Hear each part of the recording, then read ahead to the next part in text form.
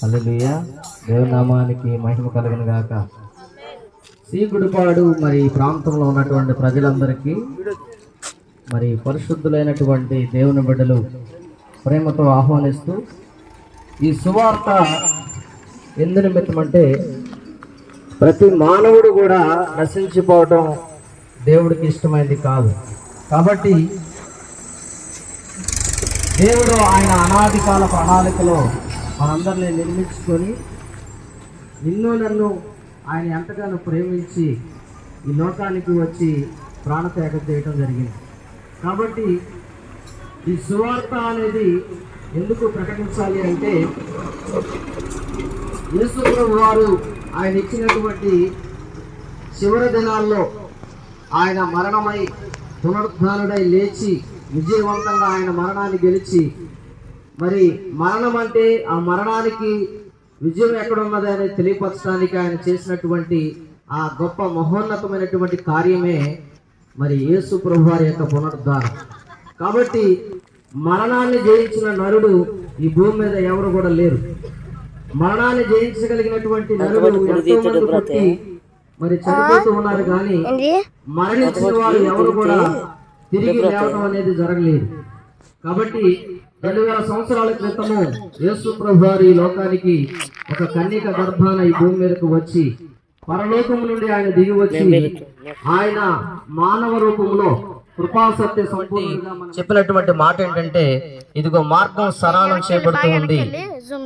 ఎవరైతే మరి పాప క్షమాపణ పొంది మారు మనసు పొందుతారో వారందరూ కూడా దేవుని రాజ్యానికి వారసులు అవుతారనే సంగతి మరి బాప్తిస్మం ఇచ్చి యోహాను తెలియపరిచారు. మరి అదే రీతిగా యేసు ప్రభు వారు కూడా ఆయన పెరిగి పెద్దవాడైన తర్వాత ఆయన తెలియపరిచినటువంటి మాట ఏంటంటే, పరలోక రాజ్యం సమీపించి ఉన్నది, మరి మీరు మారు మనసు పొందండి. పాప క్షమాపణ నిమిత్తము ఎవరైతే మారు మనసు పొందుతారో వారు దేవుని రాజ్యానికి వారసులు అవుతారని దేవుని యొక్క వాక్యవాదం తెలియపరచబడుతూ ఉంది. బైబిల్ గ్రంథంలో లేఖన భాగాలు ఆధారంగా ఆయన వచ్చింది మొదలుకొని వెళ్ళేంత వరకు కూడా, పునరుద్ధానం అయ్యేంత వరకు కూడా ఆయన గొప్ప మహిమను మరి లేఖనాల ఆధారంగా తెలియపరుస్తూ ఆయన ప్రతి కార్యాన్ని జరిగించారు. అలాగే మరలా ఆయన తిరిగి రాబోతూ ఉన్నారు. కాబట్టి ఈ సువార్తమానం ఎందుకంటే ఆయన మరలా రాబోతూ ఉన్నాడు. కాబట్టి మనందరం కూడా మరలా తిరిగి మరి పునరుద్ధానం అవటానికి అవకాశం అనేది మనకు ఉన్నదని దేవుడు తెలియపరుస్తూ ఉన్నారు. ఎవరైతే యేసు క్రీస్తునందు విశ్వాసం ఉంచి ఆయన రక్షకుడని, ఆయనే విమోచకుడని, ఆయనే మరణం నుండి లేచిన దేవుడని, పునరుద్ధానుడైన దేవుడని నమ్ముతారో వారందరూ తిరిగి మరి యేసు ప్రభునందు విశ్వాసం ఉంచిన వారు లేపడతారని దేవుని వాక్యం చెప్పబడుతూ ఉంది. కాబట్టి ప్రియ సహోదరి సహోదరుడా, ఈ రోజే నేడే రక్షణ దినం, నేడే ప్రభువుని నమ్ముకునే అవకాశం. కాబట్టి ఈ అవకాశం పోతే మరలా తిరిగి రాదు. ఎందుకంటే మన జీవితము నీటి బుడగ లాంటిది, ఎప్పుడు ఆవిరైపోద్దు ఎప్పుడు పగిలిపోద్దు మనకు తెలియదు. కనుక ప్రాణం ఉండగానే బ్రతకుండగానే మనం ప్రభువుని నమ్ముకోవాలనేది దేవుని యొక్క మరి ఉద్దేశం. కాబట్టి మీరు మారు మనసు పొంది పాప క్షమాపణ నిమిత్తం మీరు మారు మనసు పొంది దేవుని యొద్దకు వచ్చినట్లయితే దేవుని రాజ్యంలో, పరలోక రాజ్యంలో ఒక చోటు అనేది మీకు ఉంటుందని దేవుడు మాటల ద్వారా మీకు తెలియపరుస్తూ ఉన్నారు. అయితే బైబిల్ గ్రంథంలో ఒక పాపాత్మురాలైన స్త్రీ ఉంది. ఆ పాపాత్మురాలైన స్త్రీ మరి యేసు ప్రభు వారిని ఆయన రక్షకుడని, ఆయన పరిశుద్ధుడని, ఆయన ఎదుట ఏ పాపము లేదని, ఆయన యోగ్యమైన వాడని, ఆయన నమ్ముకుంటే మరి దేవుని రాజ్యం దొరుకుతుందని ఆయన ఎద్దకు వచ్చి మరి ఆమె పాపములు ఒప్పుకోవడం జరిగింది. ఎప్పుడైతే ఆమె పాపములు ఆయన దగ్గర ఒప్పుకుందో, కన్నీళ్లు విడిచి ఆయన పాదాలు కడిగిందో, అప్పుడు దేవుడు ఆ బిడ్డను క్షమించాడు. పాపాలు క్షమించగలిగిన అధికారము ఒక దేవునికి మాత్రమే ఉంది. ఈ భూమి మీద ఎవరు కూడా మరి ఒకరి పాపాలు క్షమించడానికి అధికారం లేదు.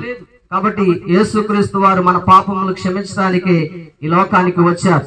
నశించిపోయిన దాన్ని, పాడైపోయిన జీవితాన్ని బాగు చేయడానికి ఆయన ఈ లోకానికి వచ్చారు. ఎందుకంటే ఏ భేదం లేదు. ధనికులైనా, ఉన్నవారైనా, లేనివారైనా, పేదవారైనా, ఎవరైనా కూడా దేవుని దృష్టిలో ప్రతి ఒక్కరు కూడా పాపంలోనే ఉన్నారు. కాబట్టి ఆ పాప జీవితంలో నుండి ఆ పాప జీవితంలో నుండి మనందరము బయటికి రావాలనేదే దేవుని ఉద్దేశం. కాబట్టి మరి ఈ మాట మీద మనం అందరం కూడా ఒకసారి ఆలోచించుకోండి. దీనికి ధనవంతులని, పేదవారని, చిన్నవారని, పెద్దవారని లేదు. అందరికీ దేవుని దృష్టిలో సమానంగానే ఉన్నారు. కాబట్టి ప్రతి ఒక్కరు వారి పాపములు ఒప్పుకొని దేవుని వచ్చినట్లయితే వారు క్షమాపణ పొందుకుంటారని దేవుని మాట సెలవిస్తూ ఉంది. ఈ మాటలు దేవుడు దీవించి ఆస్వాదించును గాక.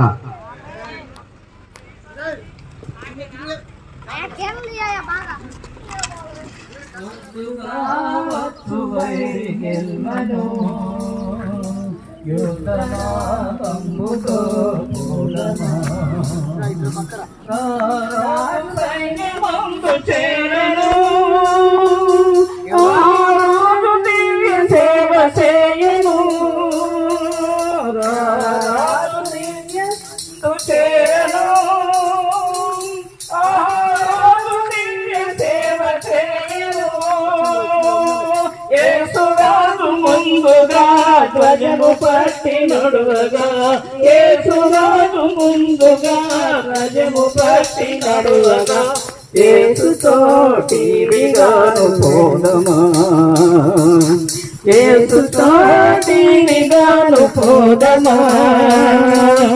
అడ్డుగా వచ్చు వైరి గెల్వను, యుద్ధనాదంబుతో పోదమా.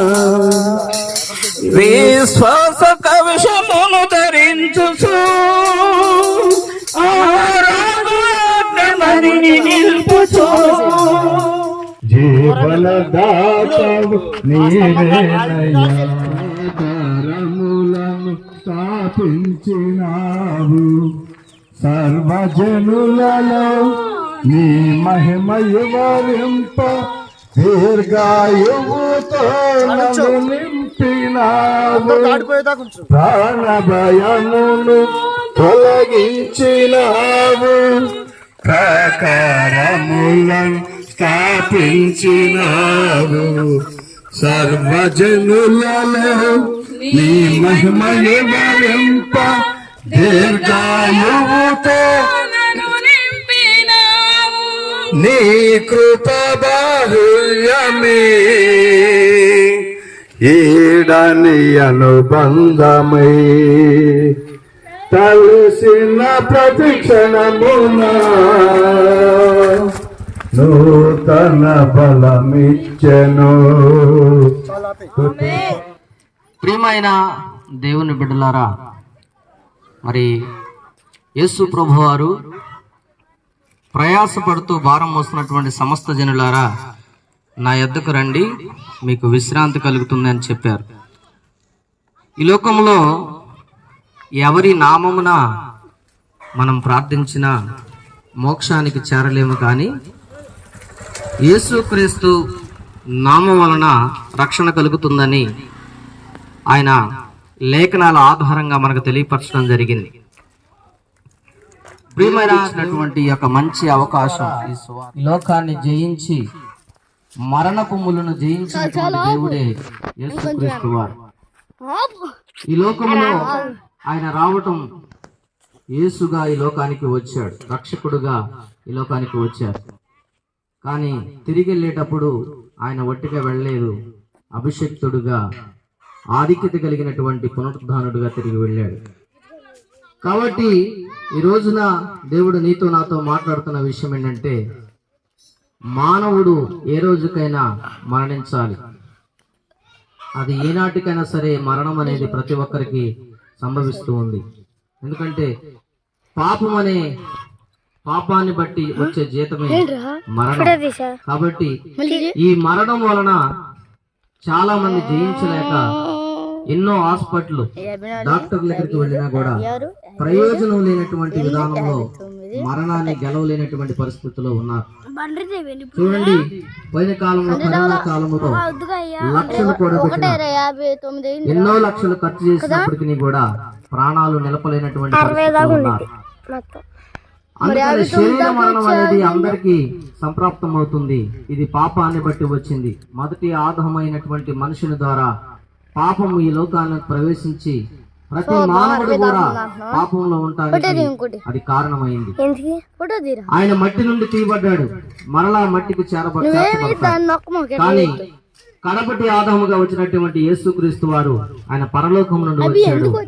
ఆయన సజీవుడై మృతుల నుండి తిరిగి లేచి సజీవంగా నిలబడ్డాడు.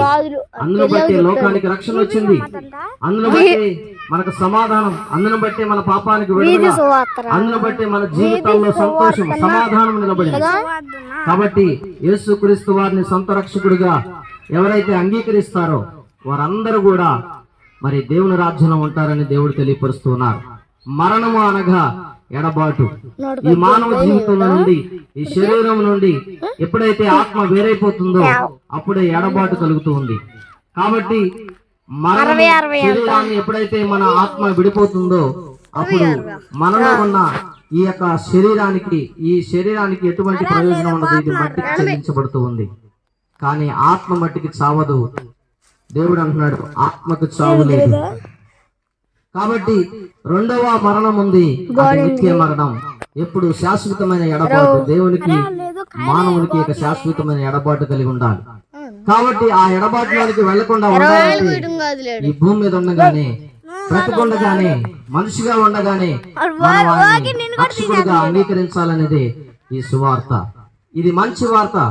నిన్ను నన్ను ప్రేమించి ఈ లోకానికి ఆయన అద్వితీయ కుమారుడుగా ఈ లోకానికి వచ్చిన దేవుని యొక్క మహిమను మనకు తెలియపరచడానికి, నశించిపోకుండా నిత్య జీవం పొందినట్లుగా ఆయన మనకు అనుగ్రహించబడిన సత్యమును ఈ లోకానికి తెలియపరచడం జరిగింది. కాబట్టి యేసు ప్రభువుని అంగీకరించిన ప్రతి ఒక్కరు కూడా నిత్య జీవాన్ని పొందుకుంటారు. అందుకనే యోహాను అంటున్నారు, పరలోక రాజ్యం సమీపించి ఉన్నది, మీరు మారు మనసు పొందండి. పాప క్షమాపణ నిమిత్తము ఎవరైతే మారు మనసు పొందుతారో వారందరూ కూడా బాప్తిసం పొంది దేవుని రాజ్యం కోసం ఎదురు చూసే బిడ్డలుగా, దేవుని కుమారులుగా, ఆయన బిడ్డలుగా చేయబడతారని. కాబట్టి మనందరము ఆయన బిడ్డలు అవడానికి అధికారాన్ని దేవుడు మనకు అనుగ్రహిస్తున్నారు. కాబట్టి మనందరం కూడా ఆయన నమ్ముటకు ప్రయత్నం చేద్దాం. మరి దేవుడు ఈ మాటలు దీవించి ఆశీర్వదించును గాక.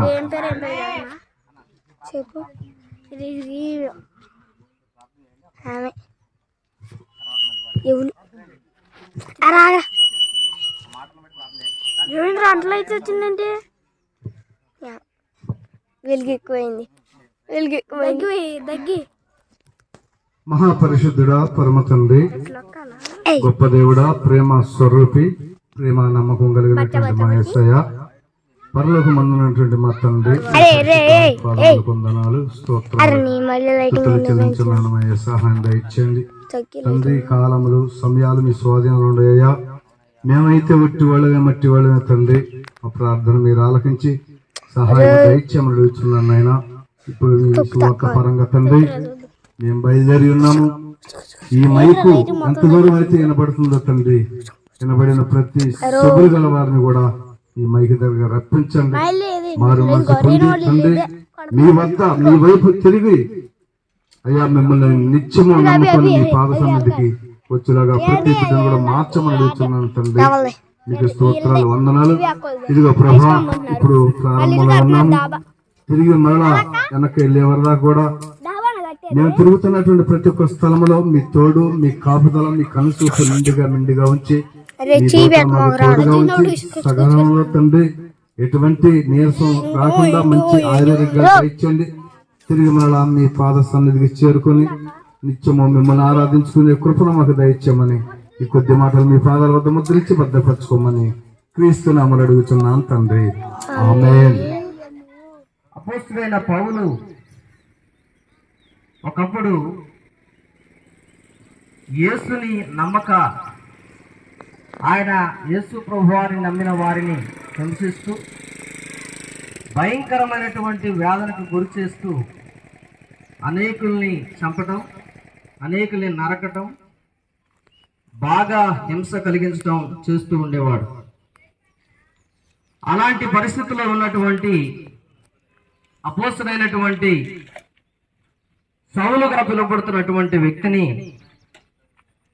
యేసు ప్రభువారు ఒకానొక దినమున దర్శించారు. ఆయన ఒకప్పుడు యేసు లేడు, అసలు యేసు దేవుడే కాదు, అసలు దేవుణ్ణి నమ్మాల్సినటువంటి అవసరం లేదు, ఆయన కూడా ఒక మనిషి, ఆయన కూడా ఒక మానవ స్వభావం కలిగినటువంటి వ్యక్తి అని ఆలోచించినటువంటి వ్యక్తి. ఆయన ఎంతగా క్రూరుడంటే ఆయన గురించి రాస్తూ అంటాడు కదా, పాపులలో ప్రధానమైన పాపిని నేనే అని సెలవిచ్చినటువంటి మాటను మనం గమనించగలం. కాబట్టి ఆయన చెబుతున్నటువంటి మాట ఒకసారి నేను చదువుతాను బైబిల్ గ్రంథంలో, వినండి. దేవునికి భయపడేవారులారా వినుడి, ఈ ప్రజలు అంటే ఇశ్రాయేలు ప్రజలు దేవుడు మన పుత్రులను ఏర్పరచుకొని వారు ఐగుప్తు దేశమందు పరదేశులై ఉన్నప్పుడు ఆ ప్రజలను హెచ్చించి తన భుజబలము చేత వారిని అక్కడి నుండి తీసుకుని వచ్చి ఇంచుమించు 40 ఏండ్ల మట్టుకు అరణ్యంలో వారి శ్రేష్ఠను సహించెను. మరియు కానాను దేశములో 7 జాతుల వారిని నాశనము చేసి వారి దేశములు వీరికి స్వాస్థ్యముగా పంచి ఇచ్చెను. అయితే సహోదరులారా, అబ్రహాము వంశస్థులారా, దేవునికి భయపడేవారులారా, ఈ రక్షణ వాక్యం మన యొద్దకు పంపబడి ఉన్నది. యెరూషలేములో కాపురముండు వారును వారి అధికారులను ఆయనైనను ప్రతి విశ్రాంతి దినమున చదవబడుచున్న ప్రవక్త వచనములను గ్రహింపక ఆయనకు శిక్ష విధించుట చేత ఆ వచనమును నెరవేర్చిరి. కానీ మరణములకు తగిన హేతువేమీ కనపడకపోయినను ఆయన చంపించవలనని వారు పిలాతును వేడుకొనిది. వారు ఆయన గూర్చి రాయబడినవన్నీ నెరవేర్చిన తర్వాత ఆయన మ్రాను మీద నుండి దింపి సమాధిలో పెట్టిరి. అయితే దేవుడు మృతుల్లో నుండి ఆయనను లేపెను. ఆయన గలిలీ నుండి యెరూషలేముకు తనతో కూడా వచ్చిన వారికి అనేక దినములు కనబడెను. వారిప్పుడు ప్రజల ఎదుట ఆయనకు సాక్షులై ఉన్నారు.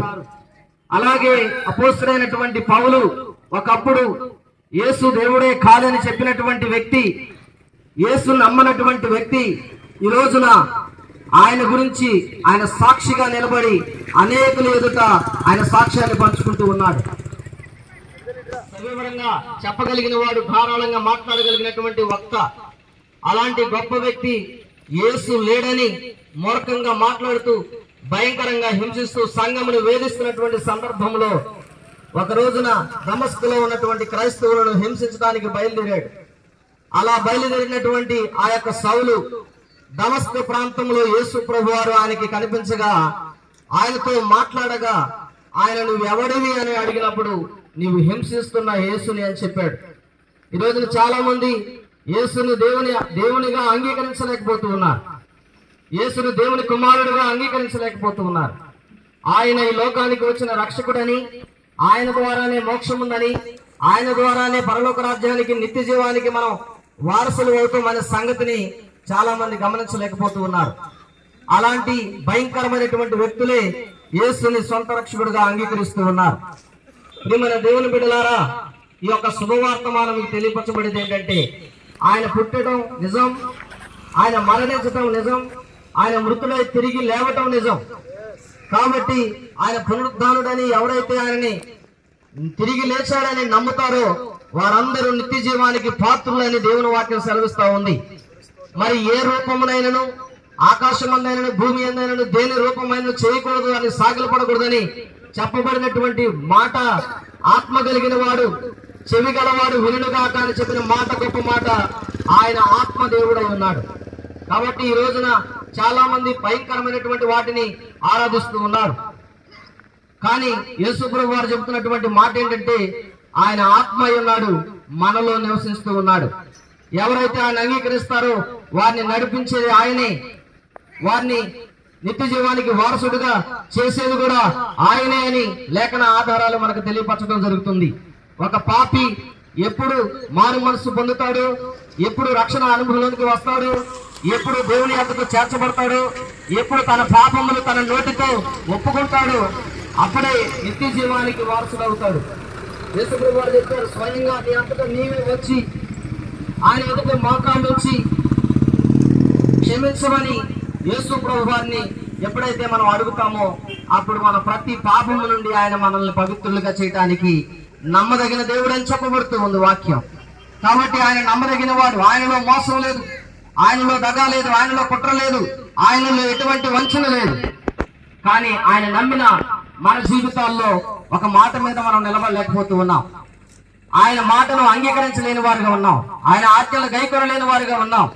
కాబట్టి దేవుడు నిన్ను ఈ రోజు ఆలోచింపజేయమని, ఆలోచన చేయమని అడుగుతూ ఉన్నాడు. నీ జీవితం ఎలా మార్చుకుంటున్నావు? ఎటువైపు నడుస్తున్నావు? ఈ ధనము నిన్ను పరలోక రాజ్యానికి తీసుకువెళ్ళదు. ఈ లోకంలో ఉన్న అంగు ఆర్భాటాలు నిన్ను దేవుని రాజ్యానికి వారసత్వంలోనికి నడిపించలేవు. మరి ప్రపంచాన్ని జయించినటువంటి గ్రేట్ అలెగ్జాండర్ గారు ఒక మాట సెలవిచ్చారు. అనేక మంది వైద్యుల్ని, అనేక మందిని సంప్రదించి, అయ్యా నాకు ఆరోగ్యం కావాలి, నన్ను బ్రతికించాలి అని అడిగినప్పుడు వాళ్ళందరూ అన్నారు కదా, డాక్టర్లు మా వల్ల కాదయ్యా, నీ ప్రాణాన్ని మేము కాపాడలేము, నీ ఆత్మను బ్రతికించలేము నిన్ను అని వాళ్ళు చేతులు ఎత్తేశారు. ఆ రోజున ఆయన అన్నాడు, మరి ఈ లోకంలో నన్ను కాపాడలేనటువంటి వ్యక్తులు ఎందుకని చెప్పేసి ఆయన ఆలోచన చేయడం మొదలు పెట్టాడు. ప్రపంచాన్ని జయించాడు ఆయన. ఈ లోకంలో ఎన్నో సంపాదించవచ్చు, ఎన్నో జయించవచ్చు, ఎంతో గొప్పవారుగా మనం మార్చబడవచ్చు. కానీ ఒక రోజున ఖచ్చితంగా మనము మరణించాలి. ఆ అలెగ్జాండర్ చక్రవర్తి కూడా మరణించాడు. మరణించిన తర్వాత ఆయన చెప్పినటువంటి మాట ఏంటంటే, నేను సంపాదించిన ధనాన్ని రోడ్ల మీద పారవేయమని చెప్పాడు, చల్లమన్నాడు. ఆయన వెళుతూ ఉన్నప్పుడు, ఆయన శవాన్ని వెళుతూ ఉన్నప్పుడు చల్లమని చెప్పాడు. అదే రీతిగా ఆయన ఇంకొక మాట చెప్పారు, ఆయన 2 చేతులు ఆ పెట్టెలో నుండి బయటకు పెట్టమన్నాడు. ఎందుకంటే ఈ లోకంలోనికి ఏమి తీసుకొని రాలేదు, ఈ లోకం నుండి ఏమి తీసుకొని పోవట్లేదని ఆయన సెలవిచ్చారు. ప్రియమైన దేవుని బిడ్డలారా, కాబట్టి మానవుడు ఎవరు కూడా ఈ లోకానికి వచ్చిన వారు ఏమి తీసుకొని రాలేదు, ఏమి తీసుకొని పోము. కానీ మనం ఎందుకు మరి ఈ లోకంలో అది చేద్దాం ఇది చేద్దామని ఆరాటపడుతూ ఉంటాం. కానీ యేసు ప్రభువు అంటున్నారు, ఈ లోకంలో ఏది కూడా నీకు తోడుగా ఉండదని చెబుతున్నారు. కాబట్టి పరలోక రాజ్యానికి చేరాలంటే యేసే మార్గం, పరలోక రాజ్యానికి చేరాలంటే యేసే నిత్య జీవము, యేసే జీవము, యేసే మార్గము, యేసే సత్యమై ఉన్నారని లేఖనాలు ఖచ్చితంగా మనతో మాట్లాడుతూ ఉన్నాయి. ఆయన మన కొరకు పరలోక రాజ్యంలో చక్కటి నివాసములు ఏర్పాటు చేస్తూ ఉన్నారు. ఇక్కడ జీవించే కాలం కొద్ది కాలమే, 70 సంవత్సరాలు, లేకపోతే అధిక బలం ఉంటే 80 సంవత్సరాలు, 120 సంవత్సరాలు బ్రతకగలమేమో కానీ ఆయన రాజ్యంలో నిత్యము జీవించగలమని చెబుతూ ఉంది. నిత్య జీవం అనగా నిత్యము జీవించే జీవితం. ఆ జీవితాన్ని కోరుకునేవారు యేసుని అంగీకరించడానికి ఆహ్వానిస్తూ ఉన్నాం. బ్రదర్ సురేష్ రాజు గారు వారి ద్వారా జరుగుతున్న ఈ పరిచర్యను దేవుడు దీవించినట్లుగా ఈ మాటలు ముగిస్తూ ఉన్నాను. వారు ప్రయాసపడుతున్న ప్రతి ఒక్కరిని ఆయన ఆహ్వానిస్తూ ఉన్నారు. పాపముతోనూ, వేదనతోనూ, రోగముతోనూ, బలహీనతతోనూ, బాధతోనూ, అనేకమైనటువంటి కార్యముల చేత ఇబ్బంది పడుతున్న ప్రతి ఒక్కరిని కూడా దేవుడు ఆహ్వానిస్తూ ఉన్నారు. ఎందుకంటే యేసు ప్రతి పాపము నుండి విడిపించగలిగినటువంటి దేవుడై ఉన్నాడు.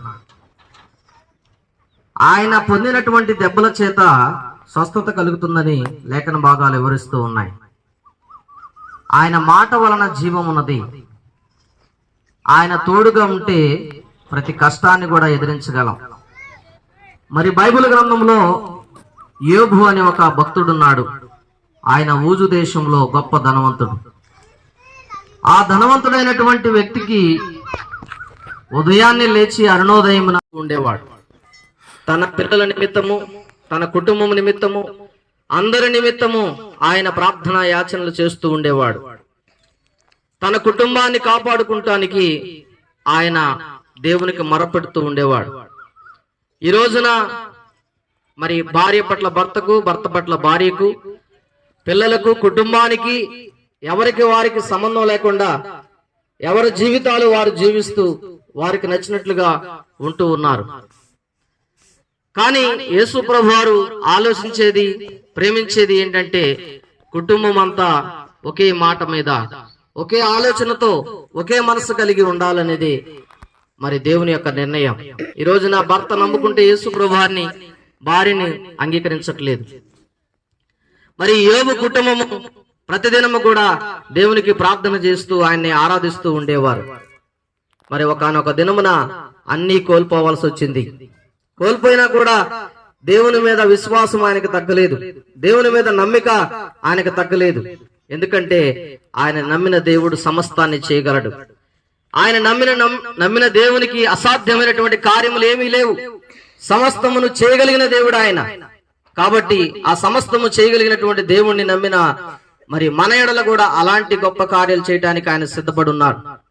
ఈ రోజున దేవుడు నిన్ను నన్ను ప్రేమిస్తున్నాడంటే ఒక తల్లి కంటే, ఒక తండ్రి కంటే, ఒక అన్న కంటే, చెల్లి కంటే నిన్ను అత్యధికంగా ఆయన ప్రేమిస్తూ ఉన్నాడు.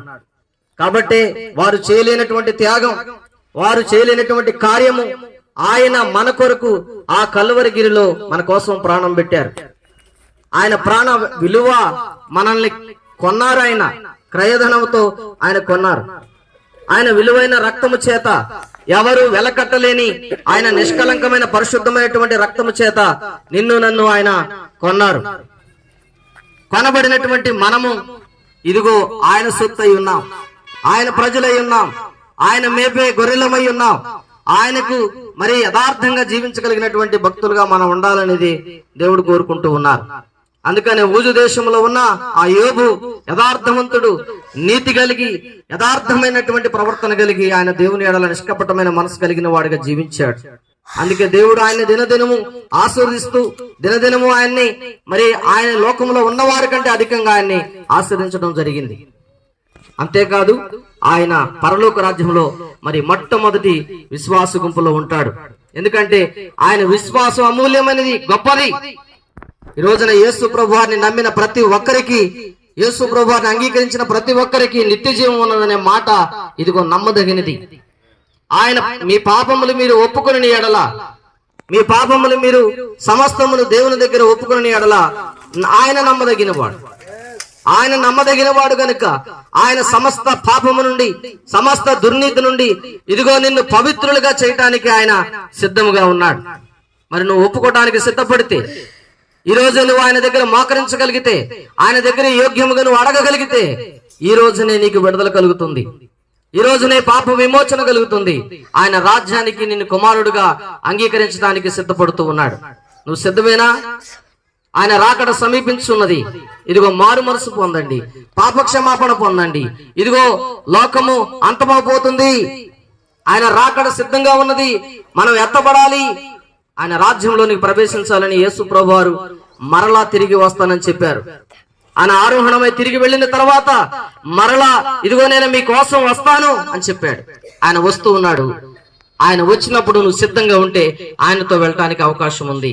యేసు రక్తంలో కడగబడి, ఆయన రక్తంలో పాపం చేత పాపం నుండి విడిపించబడి ఎప్పుడైతే నువ్వు పరిశుద్ధుడిగా మార్చబడతావో అప్పుడు నీ జీవితంలో ఒక గొప్ప కార్యాన్ని మీరు చూడగలుగుతారు. అదే రక్షణ. ఆ రక్షణ అనుభవంలోనికి నడిపించబడగలిగే వారిగా మనం ఉండాలనేదే దేవుని కోరిక. ఈ రోజున నిన్ను నన్ను అందుకే ఆయన ప్రేమిస్తున్నాడు. కాబట్టి ప్రియ సహోదరి సహోదరుడా, ఈ మాటలు వింటున్న ప్రతి ఒక్కరు కూడా యేసుని అంగీకరిస్తే దేవుని రాజ్యానికి వారసులు అవుతారు. అందుకని ఆయన అన్నాడు, మార్కు సువార్త 16:15 చెబుతున్నాడు, మీరు సర్వ సృష్టికి వెళ్లి సర్వలోకములు సువార్తను ప్రకటించుడి. నమ్మినవాడు రక్షణ పొందుకుంటాడు, నమ్మినవాడు బాప్తిసం పొందుతాడు, నమ్మి నా యందు విశ్వాసం ఉంచిన వాడు పాపక్షమాపణ పొందుతాడు. నమ్మని వానికి శిక్ష ఉంది ఖచ్చితంగా. ఆ శిక్ష నుండి తప్పించబడాలంటే యేసే దానికి మార్గం, యేసే దానికి జీవం, యేసే ఆయన సత్యమై ఉన్నాడని లేఖన ఆధారాలు ఖచ్చితంగా రూఢిపరుస్తూ ఉన్నాయి. కాబట్టి నువ్వు విశ్వసించినట్లయితే ఈ రోజే నీకు విడుదలుంది. అట్టి కృప దేవుడు మనందరికీ ఇచ్చి నడిపించును గాక. సత్య సంపూర్ణంగా మన మధ్యలో శరీరధారిగా వచ్చినటువంటి సందర్భాలు మనం చూస్తూ ఉన్నాం. ఆయన వచ్చారు మన కొరకు ఈ లోకంలో యవన కాలములో ఆయన పాలుగారి దేహమును మన కొరకు కొరడాదెబ్బలతో తిని మన కొరకు మన పాపముల నిమిత్తమై ఆయన శిక్షను అనుభవించారు.